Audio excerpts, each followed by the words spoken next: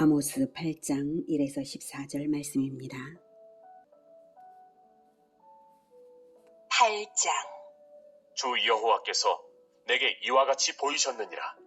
보라, 여름 과일 한 광주리이니라. 그가 말씀하시되, 아모스야, 내가 무엇을 보느냐? 내가 이르되 여름 과일 한 광주리니이다 하매 여호와께서 내게 이르시되, 내 백성 이스라엘의 끝이 이르렀은즉 내가 다시는 그를 용서하지 아니하리니 그날에 궁전의 노래가 애곡으로 변할 것이며 곳곳에 시체가 많아서 사람이 잠잠히 그 시체들을 내어버리리라. 주 여호와의 말씀이니라. 사랑하는 형제 여러분, 1월 20일 금요일 새벽 목상에 오신 것을 환영합니다. 하나님께서 아모스에게 환상을 보여주시며 북이스라엘의 멸망 과정과 참상을 보여주시고 계신데요. 7장에서는 메뚜기 환상, 불 환상, 다림줄 환상, 세 가지 환상을 보여주셨고요. 이 환상으로 북이스라엘을 책망하자 베델의 거짓 선지자 아마샤로부터 아모스는 박해를 당했는데요. 오히려 아모스는 그것이 하나님의 분명한 선언임을 더욱 확실하게 선포하며 박해를 한 자가 당할 심판까지도 선언했습니다. 이제 본장에서는 한 가지 환상을 더 보여주십니다.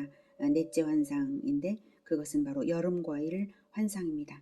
하나님께서 여름과일 한 광주리를 보여주시며 이스라엘의 끝이 이르렀다고 하셨습니다. 이스라엘에서 여름과일을 거두는 것은 1년 추수 중 맨 끝입니다. 광주리에 거둔 것이니 추수가 끝난 것이죠. 여름과일 이후에는 소출이 없고 여름과일은 마치 히브리어로도 발음이 비슷해요. 여름과일 카이츠, 히브리어 끝, 캐츠 이렇게 발음이 다 그 단어의 발음이 비슷해서 언어 유희를 이룹니다. 봐라 카이츠다, 이스라엘이 캐츠다 이렇게 말씀하시는 거죠. 봐라 끝물이다, 이스라엘도 끝물이다 이러신 것입니다. 지금까지 참을 만큼 참으셔서 이제는 기회는 더 이상 남은 것이 없다는 것입니다. 여로보암 2세 때의 번영을 끝으로 북이스라엘의 운명은 곤두박질 쳐서 불과 수십 년 만에 멸망했습니다. 근동의 강국으로 부상해서 번영을 누릴 때는 그것이 영원히 갈 것처럼 여겨지는데 그렇게 여겨졌는데 급속도로 멸망할 줄은 몰랐는데 불과 수십 년 만에 하나님은 그렇게 하셨습니다. 그래서 끝물이라고 하시니까 끝이 난 겁니다. 이미 추수한 광주리의 과일은 속히 사라져 비어가듯이 또는 썩은 과일이 내어져 내어버려지듯이 그날의 궁전의 노래가 애곡으로 변할 것이며 곳곳에 시체가 많아서 사람이 잠잠히 그 시체들을 내어버리리라 라고 말씀하십니다. 여호와의 말씀이라고 도장을 누르듯이 선언하셨습니다. 4절부터는 그렇게 심판하시는 이유를 밝히십니다. 가난한 자를 삼키며 땅에 힘없는 자를 망하게 하려는 자들아, 이 말을 들으라. 너희가 이르기를 월삭이 언제 지나서 우리가 곡식을 팔며 안식일이 언제 지나서 우리가 밀을 내게 할꼬. 에바를 작게 하고 세계를 크게 하여 거짓 저울로 속이며 은으로 힘없는 자를 사며 신 한 켤레로 가난한 자를 사며 찌꺼기 밀을 팔자 하는도다. 북이스라엘은 오직 현세의 물질을 탐욕스럽게 차지하기 위하여서 하나님께 감사함으로 경배해야 할 날인 월삭과 안식일조차도 귀찮아하고요. 가난하고 힘없는 자를 압제하되 헐값의 노예를 삼고요. 이익을 위하여서 나쁜 것을 팔았습니다. 북이스라엘은 탐욕을 위해서 수직적인 관계도 버리고 수평적인 관계도 다 깨뜨려버린 것입니다. 그러므로 여호와의 날에 심판이 얼마나 두려운 것이 될지를 7절부터 묘사하십니다. 여호와께서 야곱의 영광을 두고 맹세하시되 내가 그들의 모든 행위를 절대로 잊지 아니하리라 하셨나니 이로 말미암아 땅이 떨지 않겠으며 그 가운데 모든 주민이 애통하지 않겠느냐. 온 땅이 강에 넘침같이 솟아오르며 애굽 강같이 뛰놀다가 낮아지리라.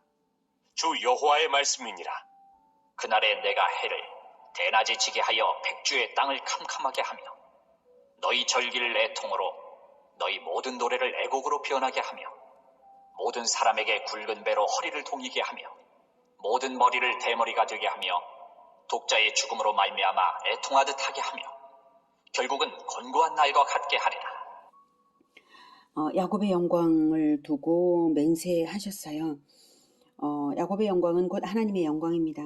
이스라엘 민족의 관습상 맹세는 자기 자신보다 강한 자를 가리켜서 하는데 하나님은 자신보다 강한 자가 없으므로 항상 자신을 가리켜 맹세하십니다. 그리고 또한 하나님은 야곱 즉 이스라엘과 스스로 연합하신 분으로서 이스라엘의 영광이 곧 하나님의 영광이 되십니다. 그러므로 북이스라엘의 악행을 반드시 보응하시지 않는다면 이스라엘의 영광을 포기하시는 것이 되겠죠. 진정한 이스라엘의 영광을 반드시 이루실 것이므로 북이스라엘은 반드시 심판하시겠다는 보증으로서 맹세하신 것입니다. 애굽에 내렸던 재앙들처럼 재앙이 내리는 수준이어서 출애굽 때 장자의 죽음으로 애굽이 통곡하던 것처럼 될 것이라는 뜻으로 하신 말씀입니다. 아니 장자보다도 더 귀한 독자의 죽음으로 애통하듯 너희들에게는 그렇게 완전한 절망으로 애통할 것이라고 하십니다.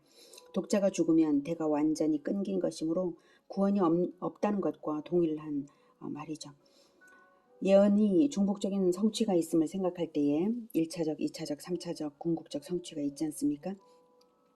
그렇게 생각할 때에 땅이 강에 넘침같이 솟아오르며 애굽강같이 뛰놀다가 낮아지리라거나 또는 해를 대낮에 지게 하여 백주의 땅을 캄캄하게 하시겠다는 것은 궁극적으로는 재림 때에 있을 천재지변을 말씀하신 것으로 봅니다. 그러나 징조적인 성취가 그 당시에도 있었는데요. 바로 주전 784년 2월 9일과 주전 763년 6월 15일에 있었던 두 차례의 일식이 당시 사람들에게는 두려움을 크게 일으키는 재앙과도 같았습니다. 그리고 모든 머리를 대머리가 되게 한다는 것은 자연적인 대머리를 가리키는 것이 아니라 인위적으로 눈썹 사이에 이마 위의 머리를 깎아버리는 것을 말하고요. 최대의 비애를 나타낼 때 했던 이방적인 풍습입니다.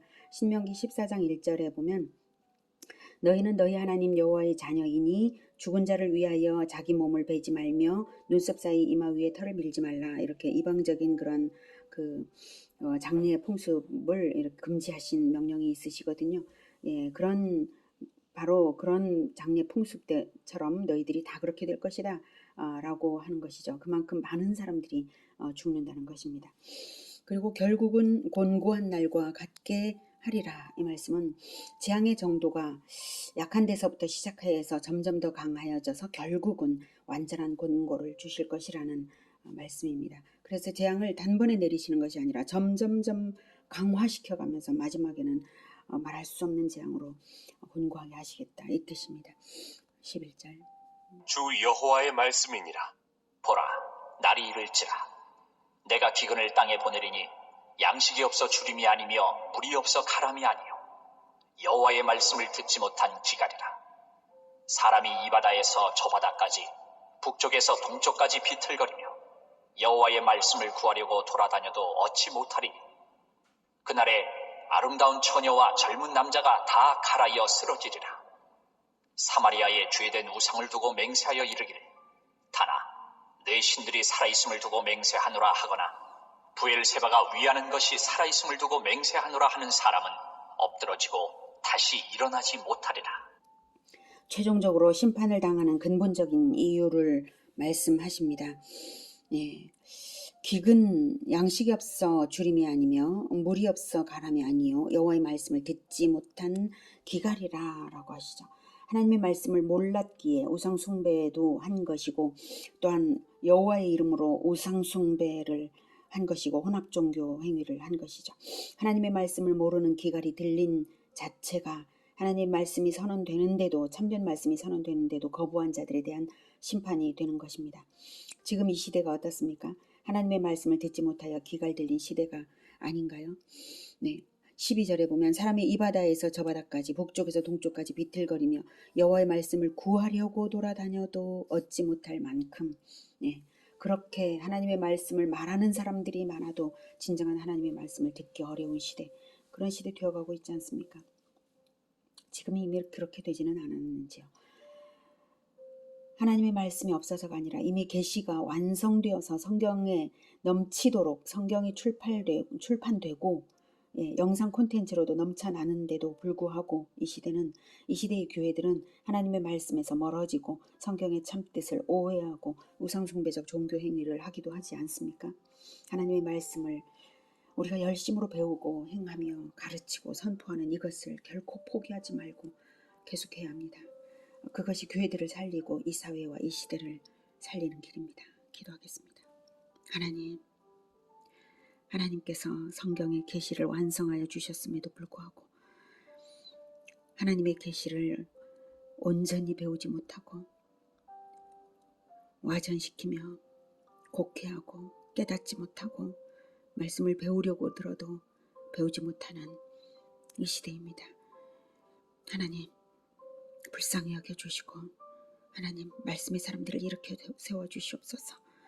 그리하여 이 귀갈 들린 시대에 생명수를 부어주시기를 원합니다. 하나님 우리를 사용하여 주셔서 하나님의 말씀을 늘 선포하고 가르치며 또한 말씀을 들을 자들을 붙여주시고 모아주시옵소서. 그리하여서 하나님의 말씀을 배워서 풍요로워지도록 영육간에 풍요로워지도록 그래야 하나님 주시는 그 심판을 면제받을 수 있도록 주님 도와주시옵소서. 예수 그리스도 이름으로 기도드립니다. 아멘. 이어지는 시간은 개인 기도 시간입니다.